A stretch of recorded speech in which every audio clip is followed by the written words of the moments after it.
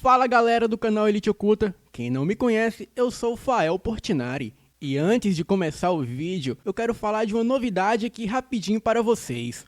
Agora galera, eu estou com um canal de Free Fire. Este canal aqui ó, Faelzinho do Free Fire. Então você ainda que não é inscrito, corra lá e se inscreva. Que vai estar tendo vídeo toda semana, o link está aqui na descrição do vídeo. Então não se esqueçam de se inscreverem e clicar o sininho das notificações. Então galera, faça como a Lilith, ela já se inscreveu no canal e não perde um vídeo, não é Lilith? Eu não perco um vídeo. Então vão lá, corra, se inscrevam. Agora, vamos para o vídeo.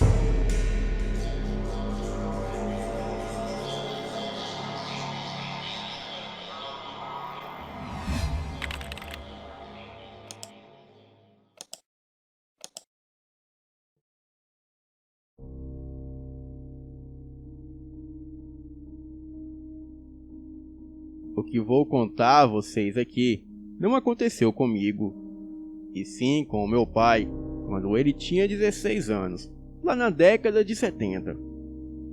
Essa é uma história que ele sempre contava para nós, os seus filhos. Uma história que mesmo após mais de 50 anos, nunca deixou de nos assustar. Mesmo sendo algo muito fantástico, eu não pude deixar de acreditar nele, pois o meu pai nunca foi do tipo mentiroso. Ele costumava dizer que a palavra é a única coisa que um homem tem e que leva para a vida toda. E que por isso, a palavra de um homem tem que ser firme como pedra, para assim que as pessoas possam confiar e acreditar nele. Bem, a partir de agora, o relato são as palavras do meu pai. Eram tempos difíceis aqueles. As coisas estavam complicadas e o mundo estava começando a mudar. E eu, como sempre, acompanhei as grandes mudanças do mundo. E também embarquei nessas mudanças. Me lembro do meu pai furioso quando cheguei em casa uma certa noite com um brinco na orelha. E aquilo foi praticamente o fim do mundo para ele. Ele passou o dia todo me chamando de marica, e que isso era coisa de mulher. Bem, hoje eu sei o quanto o termo é violento e abusivo. Mas naquela época as coisas eram bem diferentes. E mesmo sendo abusivo, a gente meio que não ligava. Afinal, as garotas gostavam. E por aí já estava bom. Comecei a andar com o pessoal mais descolado do meu bairro. Acredito que todos vocês saibam que os anos 70 eram tempos difíceis. Então, sempre andávamos juntos para diminuir as chances de, sei lá, tomarmos uma surra nas ruas de São Paulo. E muito a contragosto do meu pai, que era conservador e muito tradicionalista, eu larguei a igreja. A minha mãe dizia que isso era só coisa de adolescente e que era rebeldia da idade, mas um dia isso ia passar. E de fato passou. Bem, mas não vou falar sobre isso. Como meu pai estava enchendo o saco e pegando muito no meu pé, eu comecei a trabalhar para comprar as minhas próprias coisas. Então, eu trabalhava meio período no mercadinho. E nos fins de semana, eu trabalhava o dia todo nesse mesmo mercadinho. E assim, eu teria grana para as minhas roupas e para ajudar em casa também. E com isso, o meu pai pararia de pegar tanto no meu pé. Naquele tempo, a minha geração era bem mais esforçada. E nós lutávamos pelas coisas. E não esperávamos que ninguém nos desse nada. Bem diferente de hoje, que as pessoas querem ter direito a tudo, sem fazer absolutamente nada. Então, não demorou muito para o meu pai meio que me deixar em paz. Bem, ele ainda implicava com a minha aparência, pois o que eu usava eram coisas de mulher, na mentalidade dele.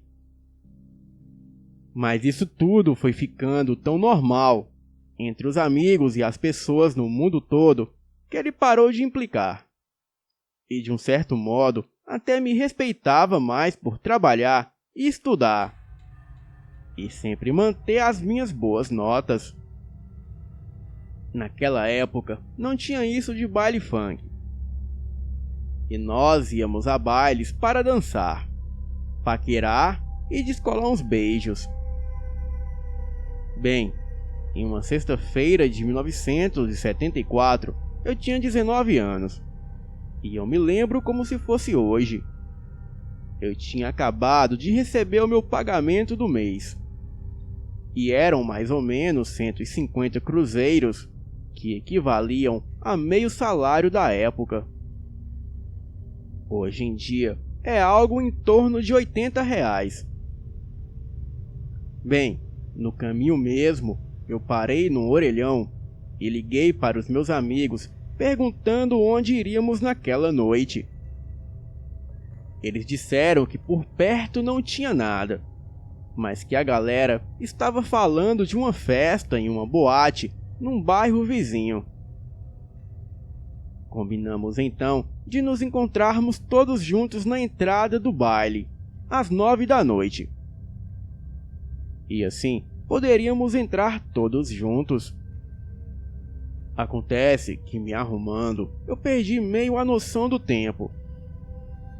E então, eu acabei me atrasando. Bom, eu já estava saindo de casa. Avisei para onde iria e que horas voltaria. O meu pai disse que eu deveria ter muito cuidado, pois próximo do cemitério onde eu passaria, as pessoas estavam sendo perseguidas por uma criatura que tentava pegá-los. Quando saí de casa, eu desci a rua o mais rápido que eu conseguia. Estava praticamente correndo. E quando cheguei em frente ao cemitério que o meu pai havia dito, eu vi de longe as luzes da boate, que ficavam no outro bairro. Então, ignorando totalmente o meu pai, eu decidi cortar caminho pelo cemitério.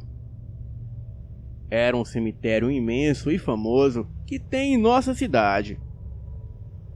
E já naquela época, parecia um labirinto de tão grande. E assim que entrei, eu senti uma presença terrível, como se algo me observasse.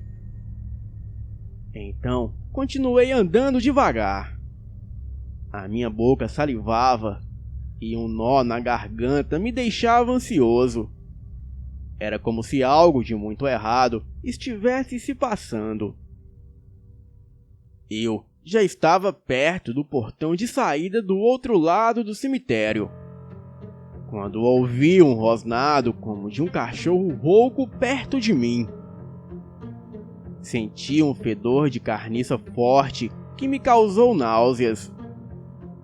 Quando ergui a minha cabeça, eu vi algo que se escondeu atrás de uma árvore.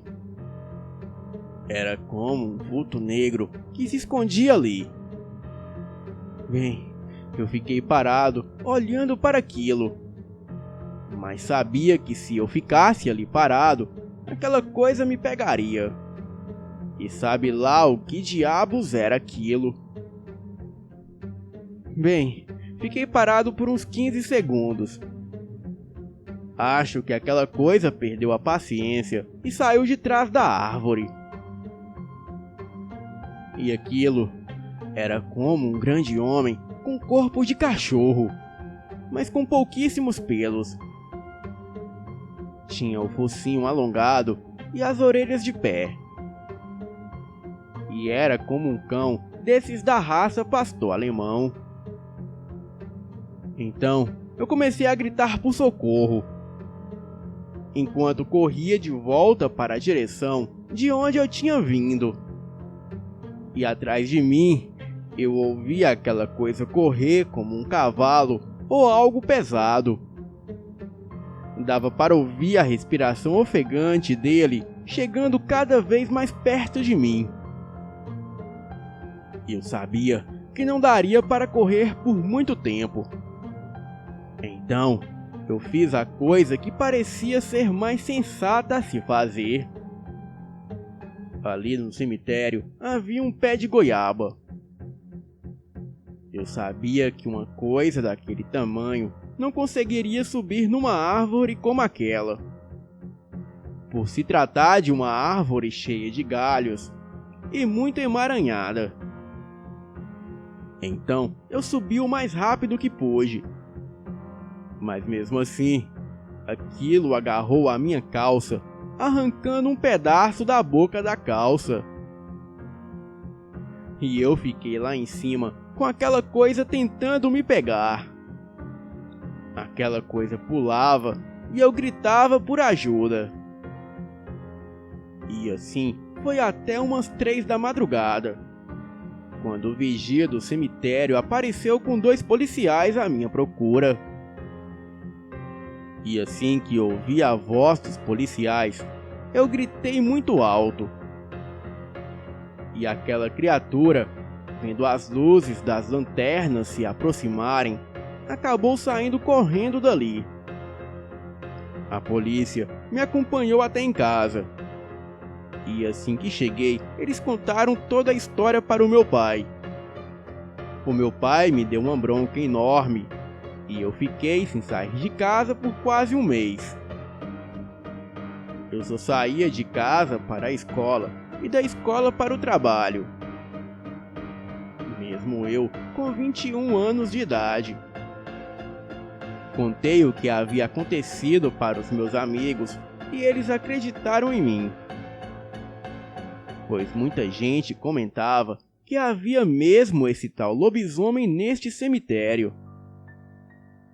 Mas depois disso, eu fiquei com tanto medo que nunca mais retornei para aquele lugar. Boa noite.